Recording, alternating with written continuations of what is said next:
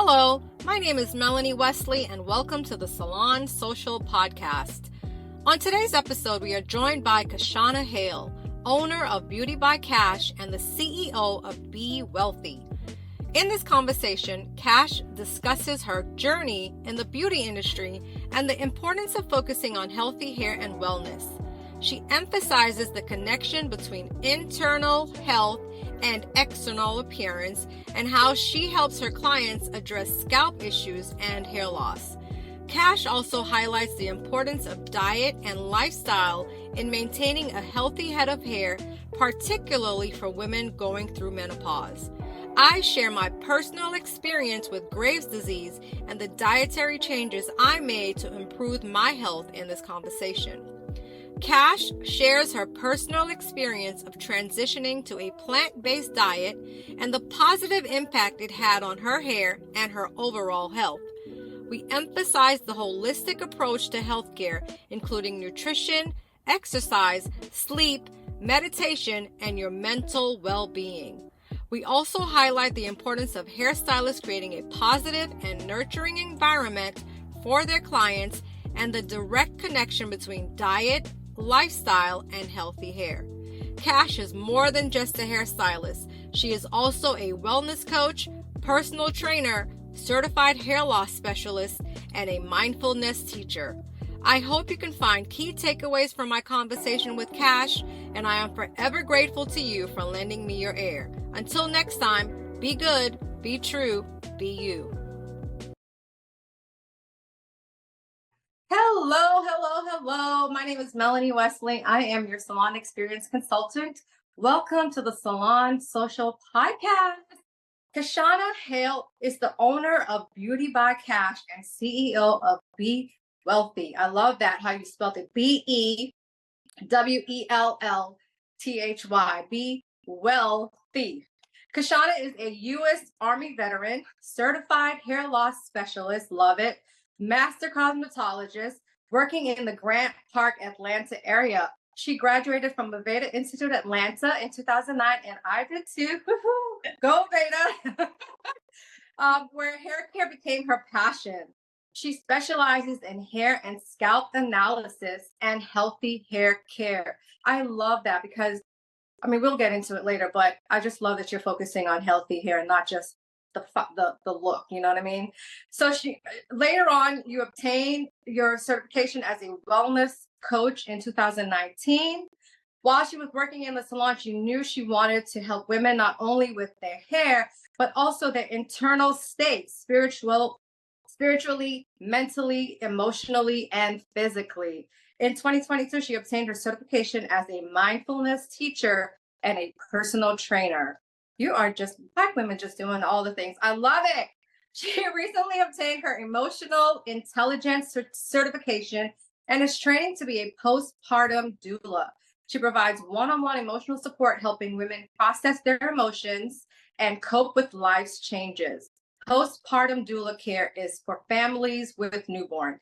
Thank you so much. Very impressive. I love all of the things that you're doing. Welcome, Kashana. For having me. So I wanted to, you were one of the people that came to mind when I first decided to kind of start this because, I kind of watch you from afar and I've seen your work. You do amazing work with hair and you've always approached it from the state of from the inside out. And that's something that I 100% agree with. I think it starts from inside. It starts with our diets, our lifestyles, and all of that thing, and then it just comes out in the hair. But if your inside isn't right, then the outside is not going to be either. So I love that. So tell me, how did you get into the business? How did you find your niche when it comes to wellness and in the beauty industry? I don't think enough of us talk about it, and so I really want to hear your story. So the mic is off to you. Thank you for having me as well. I got into this industry really through my hairstylist.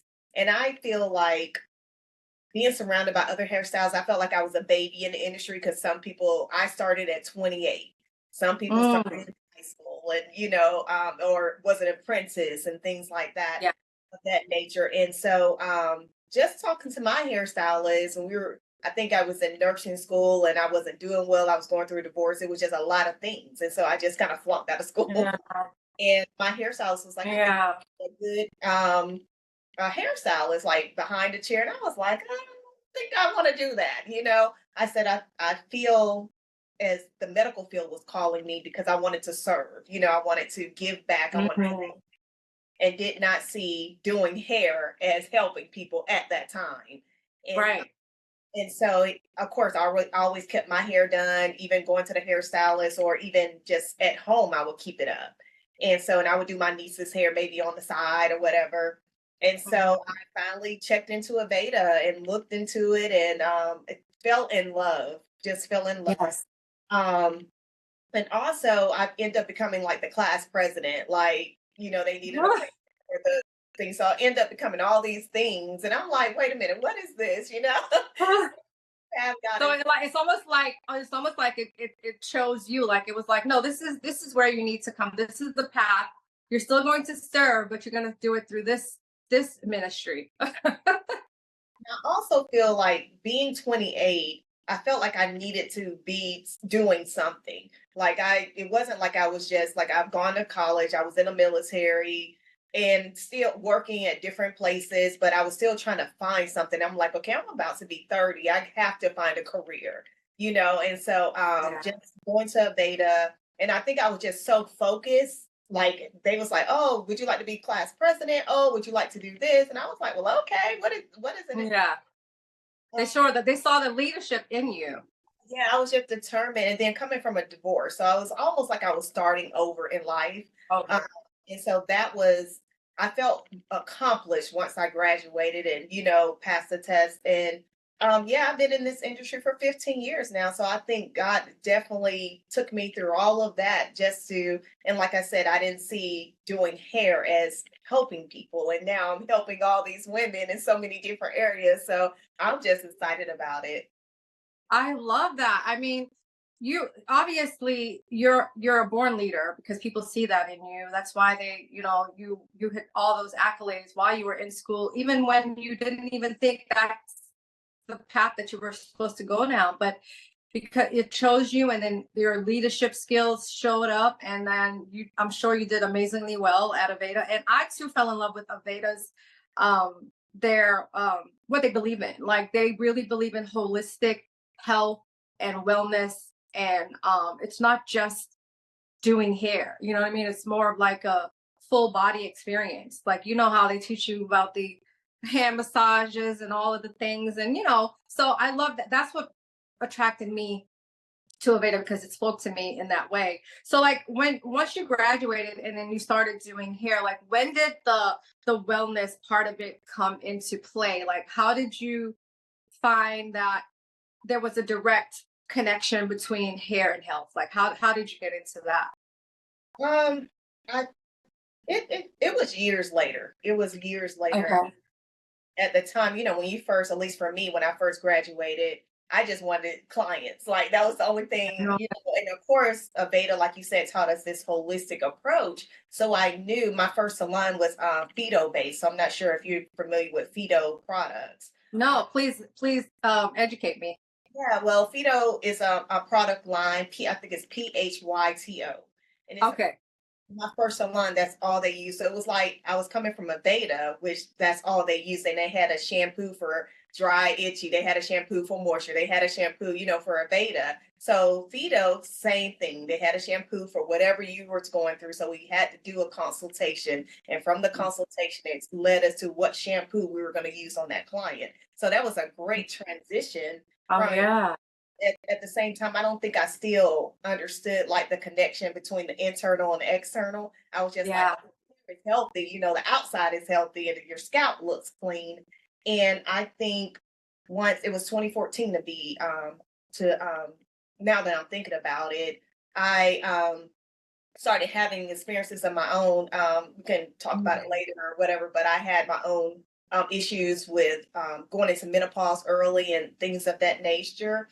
And so looking at, and then also looking at my client's scalp. I'm like, okay, why is her scalp this way? And why is this person's scalp this way? And why is her hair turning out this? I'm using this, and this is what she told me in Yeah. the presentation. So just understanding that, I think I wanted to dive deeper into Yeah.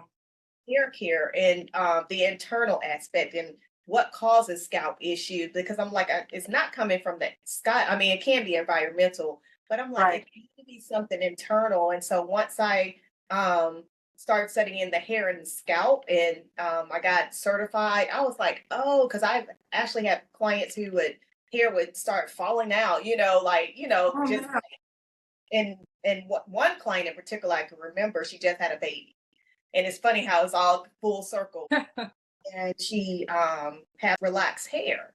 And so after she had that baby, she had a lot of shedding. Now, I've never had Mm, kids. My sister has, but I never paid attention to their hair after babies.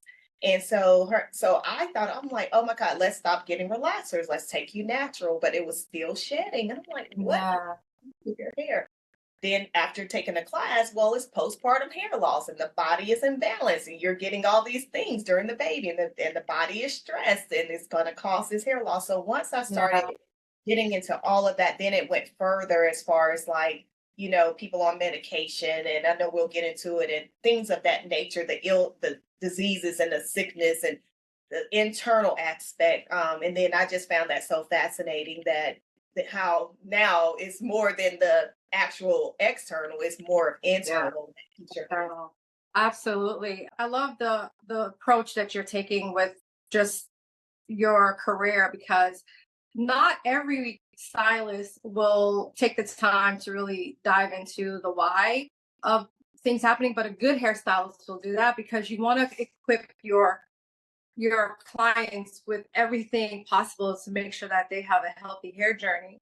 And so, like, diet, like you mentioned, health issues, medical issues, medication. I mean, all of that can really impact the outcome of any hairstyle. And then, you want to make sure that your clients are fully equipped with all of the information. So, and then also, like, that really helps for them to trust you.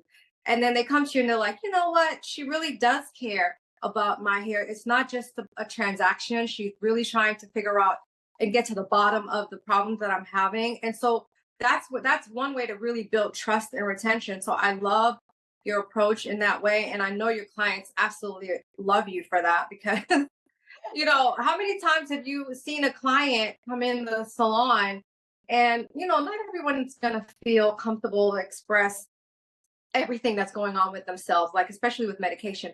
But with experience, you start to kind of you can see the signs as they happen.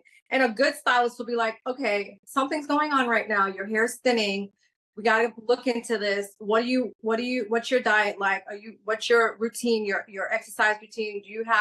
Are you on meds? Like, whatever. But find it in a way that's empathetic, and that will allow the client, give them space to feel comfortable, so that they can express that to you, so that way you can really help them, right? Like, we can't help you if you're not 100% about what it is that you have going on. So what are some of the common issues that have you seen in your experience with people when it comes to, like, hair loss or scalp issues?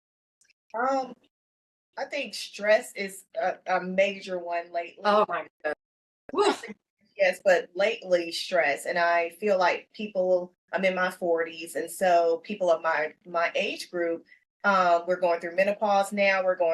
We have a lot of stressors that we put upon ourselves and don't have the right coping mechanisms to deal with those stressors. And then diabetes. A lot of Mm. clients diabetic. And I think that's probably the major one. And I can tell right away when they come into the salon and the crown of their hair is thin. And I'm like, Yeah. I tell them up front, I'm not trying to be nosy Yeah. whatsoever. But when you're a new client and I have not done your hair, I want to ask all the questions, especially if it comes to hair loss. If I'm seeing something right away, because I'm examining your hair as you're talking, I want to. Yeah. Is this during your consultation time? This is their Okay. conversation. So I just want to make sure that I'm doing the right things. And that's the time where I'm asking you questions like, are you on any medication? And they like, oh, I'm on diabetic medication. I already knew right away, but I just want to make sure Yeah. sometimes they will not say anything maybe later on in the once you get used to that person or you feel. Yeah. I think sometimes people are there's like a shame or an embarrassment that kind of comes with it. And there's no reason to be ashamed or embarrassed about that because I mean 9 times out of 10, you're not the only one that's going through this and you're not the only one who's experiencing these things. So like help me help you, right? Yeah, when my clients do refer other people, they'll tell them she's not just a hairstylist. Like she focuses on your hair and scalp. She's not gonna do like they see my color services on Instagram. Oh, the color is pretty, and then they want to book for color. Well, you're not getting first time color because we're gonna see what's going on with your hair. Like Absolutely. there's things that I'm just not gonna do if your hair is not in the right condition because that's my Yeah, hair. I don't care about anybody's color. Your I know. the healthy hair. And once they see that and trust you, and like I had a client this morning, she booked for a full color, and I'm like, well, I haven't seen you in a while, so we're gonna do like treatment, trim, all the things before, and let's prep your hair for this color. And she was like, oh, that sounds wonderful because I don't, I didn't know what to do. And I'm like, yes. So just I think that helps the client to come back, helps client retention, Yeah. helps referrals because Yes. some reason I got tired of posting. Like I got tired of doing all the videos and things like that. No, it's a lot. Like my business is still thriving without all of that, because of my consistency and then the education behind it. I agree with you 100%. Like when I was really booked and busy in the salon doing hair, like I had clients booked up for the entire year. I like to book my clients ahead of time so that way they would schedule their vacations around their appointments and so would I. But like to your point, when people feel that you care about them and it's not just their money and they really like you don't need to advertise every day because they will be your marketing tools. Like they're going to tell everybody about you. They're going to tell their friends, their sorority sisters, their family members, their co-workers, but it starts with you. Like you have taken the time to educate yourself, um take the time with your clients to educate the clients on what's going on. So I think once you start showing that you really do care about what it is that you do, and this is not just a transaction for you. People really, I think people are attracted to that, and it's easy for you to grow as a stylist. And that's one of the points that I really wanted to hone in on with this podcast, just kind of helping people, new stylists as well as old stylists, because sometimes we get comfortable. But like it starts with caring about people. It starts with like the approach that you have when you sit with your clients. It starts with being empathetic, and just people will see that, they will feed off of that energy, and then that will, like you said, that will bring in more clients and referrals and retention. And that's ultimately what we want, right? Like that is going to keep you busy and booked and money flowing to the point where you might even have to turn away business, Yeah. right? So I remember when I a long time ago I started a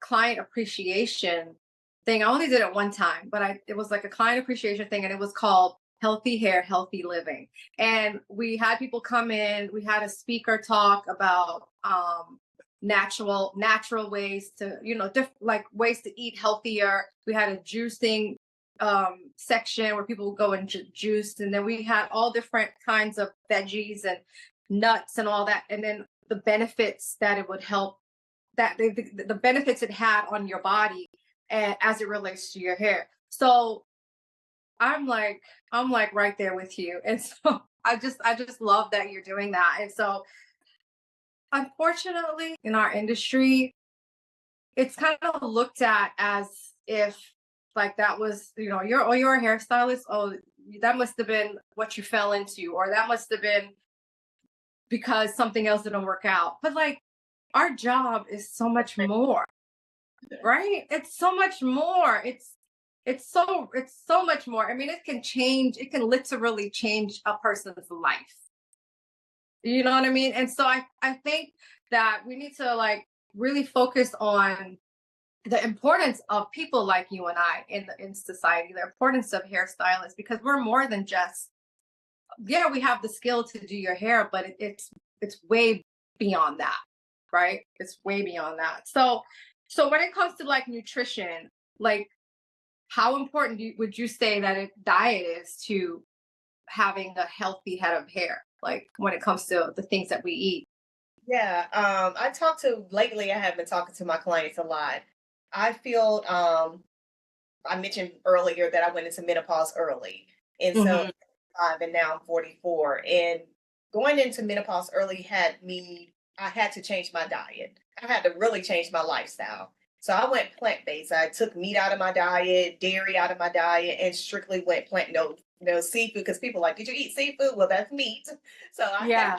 meat absolutely, and I was felt amazing, whatnot, and that really helped my hot flashes, and then it took me on a journey to meditation and so far. But as far as diet, um, I just felt how great I felt. Like Yeah. people would come in here and see, like one client was like, I would never know if anything was wrong with you because you just always look amazing. And I'm like, Yeah.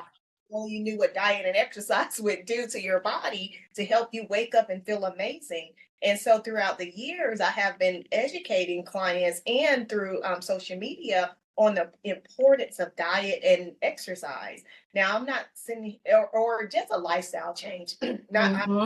say a diet. It has to be a lifestyle Yes, that's true because it is a lifestyle change. Yes. change. And so I tell them I'm not sitting here telling you to go plant based. That by all means it feels amazing, but if you want to eat meat, maybe eat it twice a week, or just really incorporate more fruits and vegetables.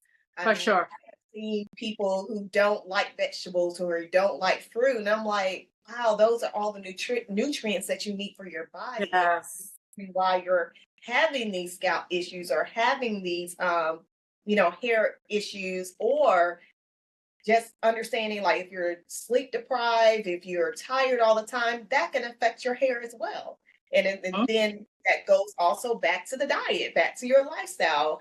What are you on social media? Like what is causing all these things that you're putting internally into your body, and it's not allowing your hair to flourish or your scalp to Yes. supposed to. So I really lately I know, especially with women in my age group are going through menopause, perimenopausal now. I'm like, it's so important to really try to start changing your diet. You don't have to stop immediately to do whatever in this hard task, because I feel like sometimes you may fall backwards because it's so Yeah. trying to change, but gradually start changing, because as you age, it's not going to get easier. And so I educate them and tell them the things we did in our 20s and 30s. Like, we can't keep doing that no more, drinking all Mhm. the alcohol and going to all the brunches. And it's fun every now and then, but you have to make a lifestyle change, or not have, you have to be willing to make a lifestyle change. And For not sure. or you just like I said, lifestyle, but your eating habits are so important. You have to get your fruits and vegetables in. Yes. I have really, and I don't know if you know this, but in 2020, when was that? 2022. So I was still, I think it was the year I I stopped doing hair at the suites. I got diagnosed with Graves' disease. And there's so many things I want to touch on in what you just said. I'm just like fired up right now. But like I got diagnosed with Graves' disease. But when I think about the years prior to my diagnosis, maybe like a year prior to my diagnosis, I feel as if my body was giving me something that I completely ignored. And but in hindsight is 2020. I didn't know it until it was too late.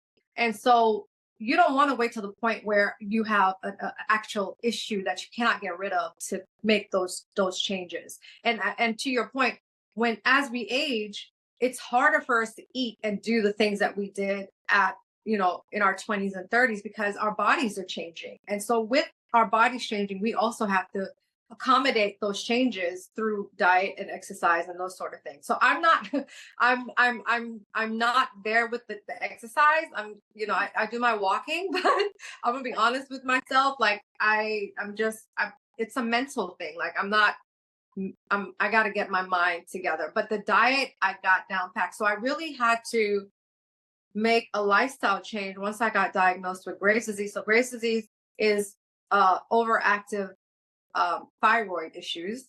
And so what causes, after I started digging into it, your diet is directly related to those any kind of autoimmune disease. Okay, any kind of autoimmune disease, which Graves is an autoimmune disease, and gluten is the number one culprit, which it's found in everything these days. It's in your breads, it's in your pastas, it's in even some seasonings. They just put it everywhere. And so people say, well, I used to eat bread when I was younger, and my grandparents ate bread every day and they never had anything. Well, the bread of yesterday is not the bread of today. The ingredients are different. All they want to do is make sure that this thing lasts really long on the shelves so they can sell. But gluten is like the number one culprit. So I had to totally remove gluten from my diet. And I'm a West Indian girl. I love me some bread. I love Italian food. But I really had to make a decision. Am I going to live in pain and suffer for the rest of my life? Or am I going to change what I know I can change? I can't change the fact that I have this disease. It's here now. I can't take it. I can't remove it. I can't, go back in time. But I can take charge of my diet and, kind of try to take control of this thing. And so completely gave it up. But I was still eating gluten-free bread and gluten-free pasta, which is, it's okay. But and then I started feeling better with that. And then the medication that I was on, I started to feel better. But a year in, I still was on the medication. And mind you, I was a healthy person, not on any meds, to one day waking up with like a handful of medication. Like, what happened? I mean, I was on all the things. So I was like, this is not my life. I'm not accepting this. So and my hair started thinning. My hair started to thin. And I didn't realize it because I have locks. And so it's not like I was combing my hair and seeing the shedding coming out. I couldn't see that until maybe 6 months down the road. I felt my lock, and it was very much thinner than the ones at the ends. Like the roots was like half the size. So I was like, oh Lord, no, we don't play around with our hair. Not my hair. I gotta change. I gotta change this right now. So I gave up. I still kept doing the gluten stuff, the gluten-free things for a year in. And then after a year, I was like, I don't want to be on this medication. My goal is to get off this meds. I don't want to be on it anymore. I didn't want to remove my thyroid because I would have to be on the medication for the rest of my life if I did remove it. And so I came to the realization and the conclusion, I'm just giving up meat. I'm giving up pasta. I gave up all of the gluten-free pastas and the breads. I don't even eat that anymore. I started juicing. I started just really paying attention to what I put into my mouth, asking myself, and I said I was plant-based, but really I just wanted to eat food that was whole, something that I knew that grew from a tree, or I don't want anything processed. So I gave up all of that stuff. And when I tell you I got off my medication, and I'm on a supplement just to kind of keep my thyroid healthy, but I am not on that medication anymore. And I 100% contribute that to my diet. Like my hair recovered, I even got some weight loss out of it, which is great. But now I slowly started introducing fish back into my diet. So I am pescatarian. I guess that's like fish and veggies and stuff like that. But yeah, it really does come down to making a decision and really like making a lifestyle change. Like you said, it's not It's not about, bro, I'll just do this for now until I feel better, and then I'll go back to eating the way I was eating, because it's to the point now when I eat too much gluten, if ever I get gluten and I don't know that I'm eating it, my body starts to feel achy. I can feel immediately my body feels achy. Thank you for joining me for part 1 of this episode of the Salon Social Podcast. Tune in next Sunday for part 2. See you then.